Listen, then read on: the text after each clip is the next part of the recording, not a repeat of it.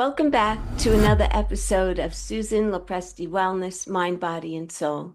This is the podcast where we explore the highs, the lows, and everything in between when it comes to a woman's life, her health, and all aspects of navigating the midlife landscape. I'm your host, Susan LoPresti, and today I have Anastasia Ristovska, whose journey closely mirrors the values of my podcast. She's making a real difference for small businesses across the U.S. by co-founding Books at Ease and Next Generation, offering elite financial insights usually reserved for large corporations. Anastasia's work connects European talents with U.S. business opportunities. I really thought that her perspective would be a wonderful asset to my audience and that my audience would find her to be engaging and valuable. Her experience in growing businesses from the ground up started in Macedonia to now supporting over 100 U.S. firms, and her journey is one of resourcefulness and creativity. With a strong presence on LinkedIn, her followers are engaging and just absolutely love what Anastasia is doing, and she's trusted and she's valued as a resource for helping with financial planning. So without further ado, Anna, welcome to my podcast. I am so excited to have you here, and I am so excited for our conversation today. Tell us how this career began for you, and how does it relate to a midlife woman as far as financial? Okay, so I've started my career in finance back 20 years ago, basically when I was a student in financial management. And my passion and love for the numbers actually brought me to this path. But also early in my childhood, I realized how important the numbers are and how important it is for the entrepreneurs, especially for moms who are taking care for their children, to be aware of their numbers and the financial clarity and stability if they're running their own business. Because the story behind this is I had a friend of mine, I still have her. When we were a young children before we go to the university, her mom had a shop, and she was some sort of person who was not taking care about the numbers. She enjoyed in what she was doing, but she was not like aware and paying attention to the numbers, and being financially educated to run the business is really important.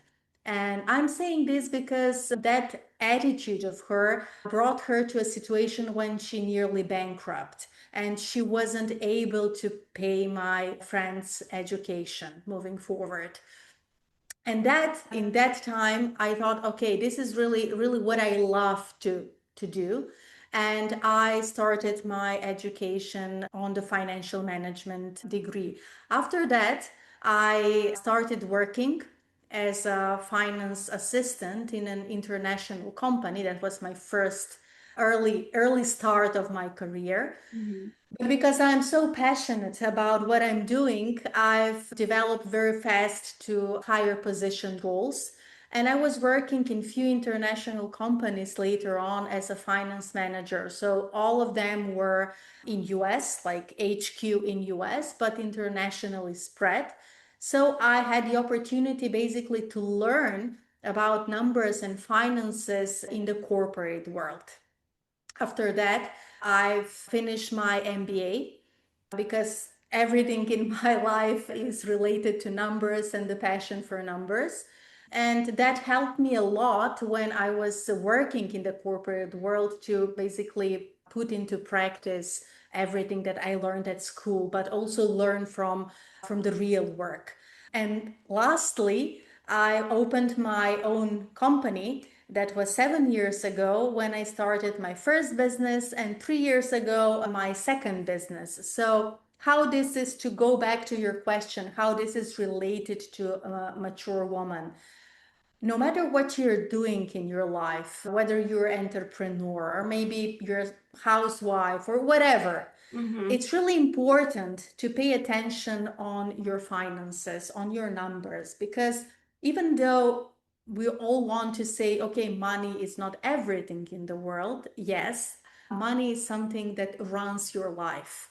So it can easily take you to a spot when you're, I don't know, you're bankrupting and you're not able to afford your child's education, or you're not able to afford your vacation, or buying a car, or maybe a house that you want to buy. So being financially educated, and when I say educated, I don't mean you need to have a degree, but you need to understand how finances impact your personal or business life, and then make a decision based on number, not on guesses or gut feelings when it comes to the money. Right. You know, Anastasia, a lot of times if a woman is a stay-at-home mom raising her children, and the husband is out working, what happens is she doesn't pay attention to the finances. She's leaving that all up to her husband. And in the perfect world, marriage will last forever and everything will be great. But in the real world, that's not always the case. And what happens at times is that if you decide to separate, and all of a sudden you realize, well, I don't have any of my own personal money.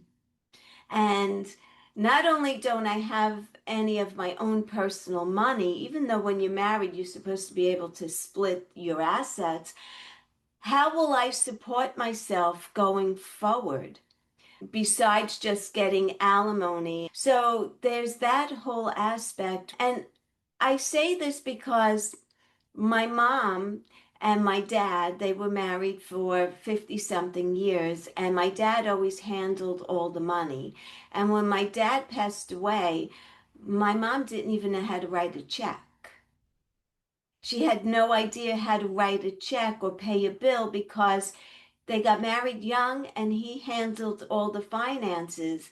And so I feel that it's so important for women to really be educated on, and like I said, like you mentioned, not educated school wise, it doesn't have to be that, but educated on day to day finances, what's coming in and what's going out, right? You need to know that. And it's so Yes. important. So if you could elaborate on that in a way.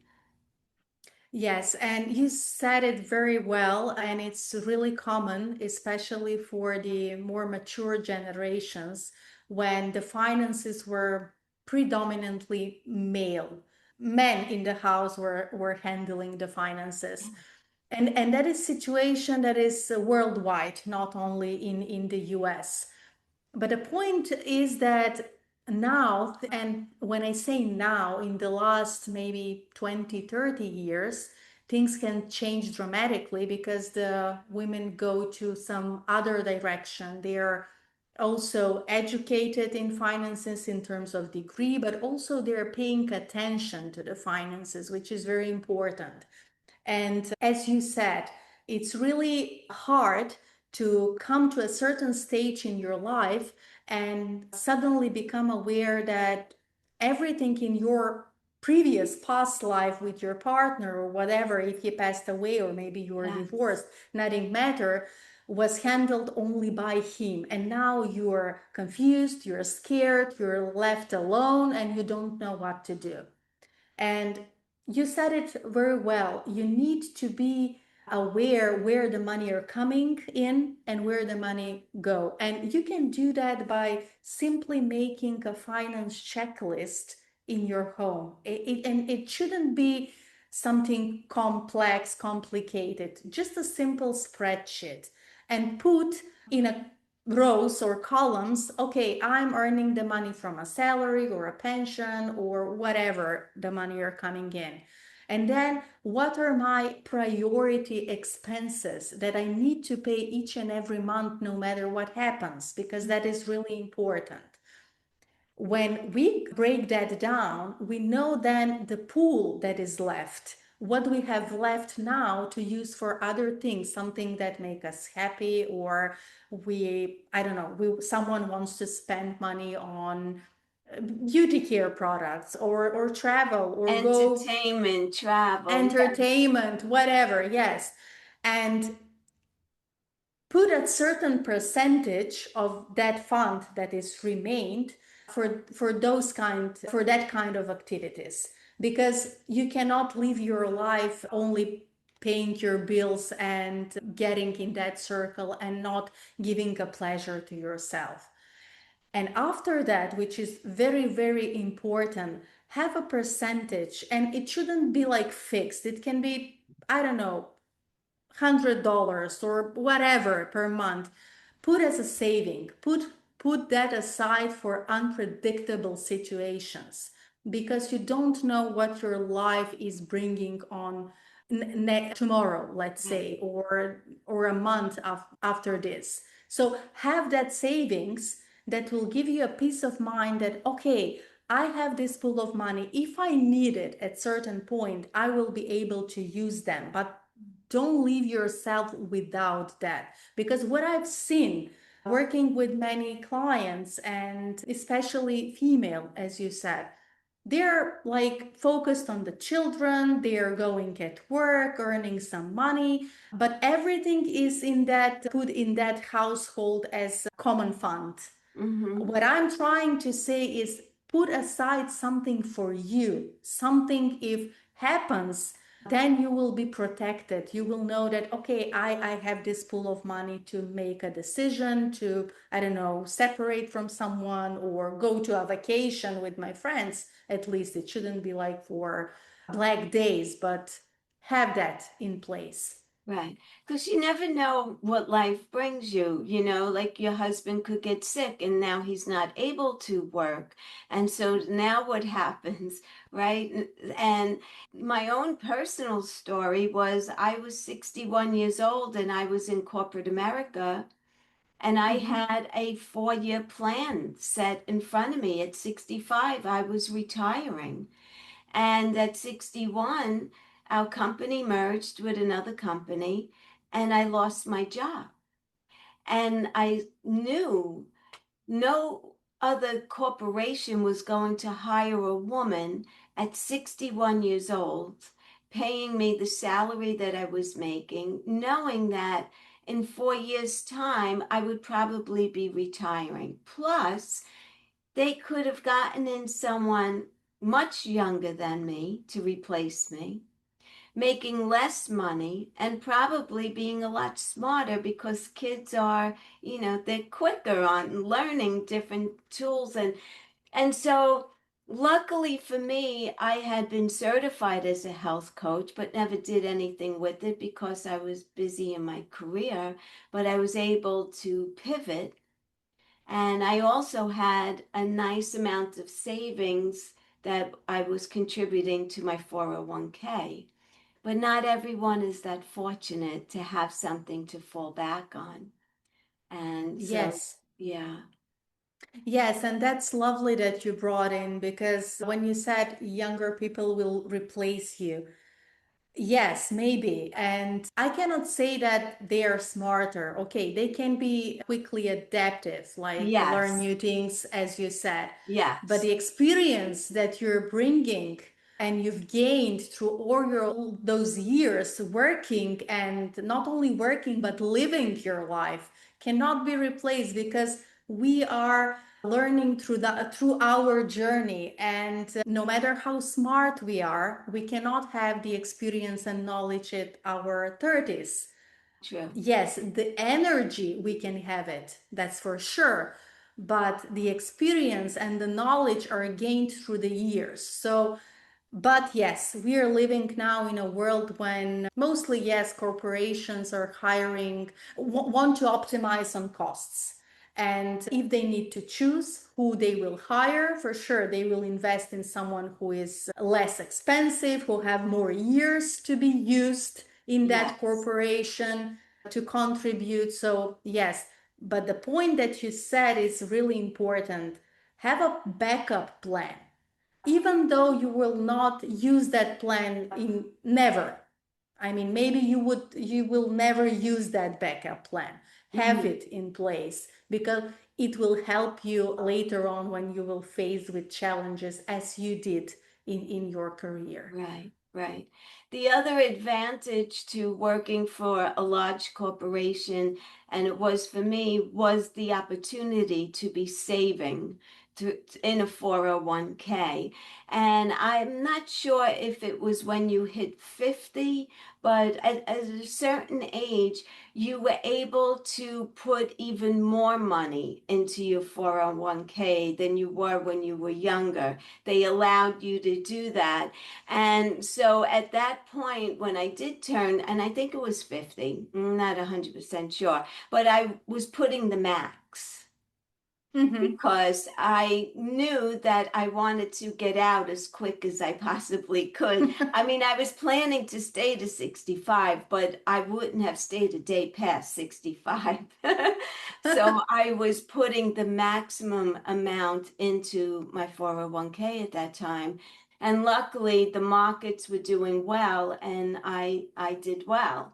So even though it wasn't part of my plan to stop working at 61, I was lucky enough to be able to stop and try a new career. And as I'm sure you know, when you're starting something new, you're not making an income day one. It takes time to build up to that. So I was fortunate, but a lot of women may not be as fortunate. So with that scenario in mind, Anna, where someone loses their job in their 60s or late 50s, and they don't have the money to be able to retire early, what kind of advice do you give for a woman like that? Obviously, she's got to go back to work, I'm sure. Well, yeah, first thing, I'm sure that every woman at her 60s has something that enjoys to do. So no matter if it's that, I don't know, professional career that she had previously or something that she enjoys, like maybe cooking, drawing, coaching, because coaching is something that most women, especially at that age, ignore. And that is really a business that is really good because, as I said, during the years, you are coming to a stage where you have a lot of knowledge, experience, and you've passed a lot of scenarios that can help younger women that are facing, let's say, with the same problem as you were at their age. Mhm. So start with giving paid advices. I don't know, yes, of course, you should start working something. And it's not very fortunate if you are at 60 now, start from the scratch. But what I want to say here is that you shouldn't be desperate because I view as cases where women after their retirement started a very successful businesses, and that was simply because now they have time to focus on doing something they enjoy and love to do, while in the past when they were like taking care of the children or for paying for their education, they were not able to afford that because you need to earn money to to support all these activities. Yeah. And now when you're free to do whatever you want to, yes, it's hard if you don't have like funds on side, but you can take a loan, you can borrow from your friends, from your family to start at least, and Mhm. then slowly build on that. And I'm sure that whatever happens in your life, no matter how desperate it looks like at that point, there's always a hope, there's always a door that will be opened if you're open to receive it, and if Yes. you want to do that with your whole heart. And I've seen a lot of examples like that, and I believe that whoever faced with that scenario will find their own way to come out of that problem for I sure. believe that too. I believe that too. And the other thing for a woman, so I'll use myself as the perfect example, is that I went to corporate America every day. So I live in the outskirts of New York City, so I had to commute. That was an expense. I had to wear nice clothes. That was an expense. I ate breakfast and lunch out every day. That was another expense. And I was saving like $600 a month easily just by not going to work every day, right? And I did not need to have beautiful clothes. I didn't need to eat breakfast out in the morning and spend $15 in New York City for two eggs and some hash browns. So you add all of that up and you're able to really start cutting back on a lot of things because you don't need as much. You don't need to be dressing beautifully every single day. And plus, you have a whole closet filled with clothes. So there are ways of cutting corners, and I did. And I was able to manage in that respect as well. So, yeah, your lifestyle changes. Yes, absolutely, but that's not how to say it's not bad. I No, mean, it's it's only mind shift that yes, okay, now I'm in another phase of my life. Now I need to do something else and let's adapt to that new reality because the most beautiful thing in the human being is that the ability of adaptation.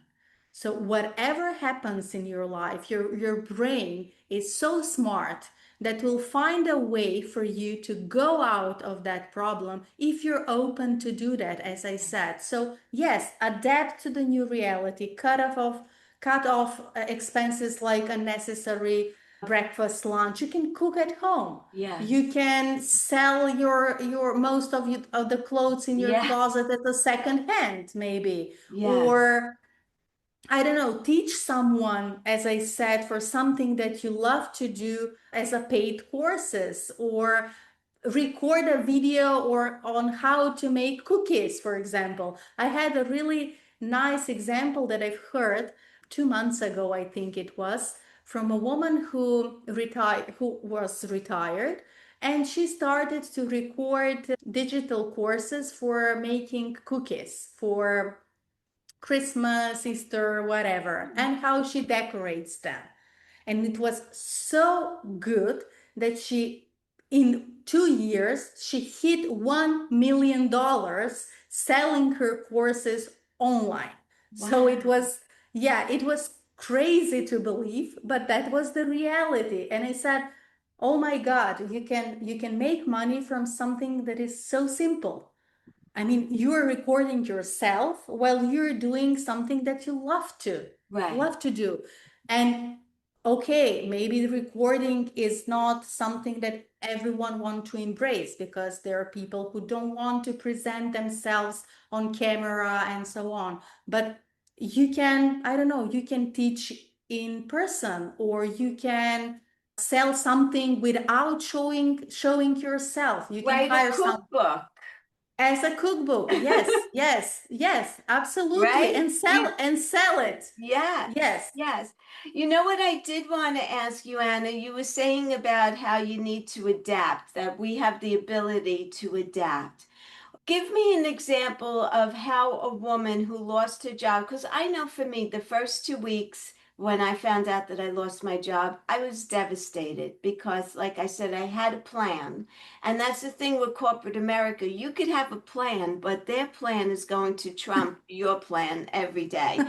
But so after 2 weeks, I started to see it as an opportunity because I also got 14 months of severance pay and they were paying Mhm. my medical. But what advice would you give a woman? You said like they have to change their mindset. How does someone go about doing that? Because there's a lot of fear involved when it comes Yes. to finances. Yes, absolutely. And finances are something that is related to the existence of the human being. And that's why we are so scared and so afraid when we lose them, that now everything changes and now my well-being is compromised. But if we reflect a little bit on ourselves, we will see that, okay, I'm alive, I'm healthy, I have my own two hands and my brain to help me go out from whatever scenario happens in my life. And I know it's devastating and I know it needs time, because of course we are used to that routine that we were 40, 30 years. But be grateful first for the next day, because you wake up this morning, you are alive, you have a chance to change your life, because if you're dead you don't have that, so the game is over. But start being grateful for small things, for the memories that you have in during those years, for the life that you lived, but now it's time to change it. See that as an opportunity to make a change in something that was working X years and now needs a new page to be turned on. So, and no matter, I want to say one thing, no matter if you're more mature or young, the same mental process happens to everyone. If I lose my business now, if I lose my work now, of course I will feel devastated in certain period of time. Right. But if I sit down and think about, okay, I'm alive, I'm breathing this air, I have an opportunity to change the things, then the mind shift will happen. And when you do that, you will see that maybe your neighbor needs your help for something, or maybe the community you're going to, either a church or maybe community that you're handling, or maybe your, I don't know, your music classes, drawing classes, whatever hobby you have, go there, share your story, share that you need help, because the biggest fear that every single person have is to expose herself or himself, that now I have a problem, because that affects our ego. Yeah. And the ego is another thing which is really, really scary if we think about that. So share your problem, ask for help openly. I'm not saying here please give me your money, no, but share, okay, I'm in this situation, I want to change my life, I need an opportunity, someone will step in. Yes. Don't be afraid to speak about your problems, because Yes. that way people will know that you have a problem. Otherwise, yeah. Yes, absolutely. Absolutely. Anastasia, I wanted to ask you, who is your ideal client? In terms of, this is a really great question, honestly. So the ideal client of mine is basically a client that I'm working with still almost 5 years now. A client who was opened to share the problems with me when it comes to the finances. And this person had a really big time when the pandemic happens. His business was, he was running a restaurant basically, and he had a lot of problems at that time. But he was so open in the communication to say, okay, I want to keep you as my finance advisor, but I don't have money to pay you now because I have problems. And he said, okay, let's keep this relationship open. I will be here for you for whatever advice you want. I won't charge you. Of course, I won't run your books because you don't have a business, but I will be here to support you. And I'm sure that things will be changed and you will have a chance to move forward. And that happened.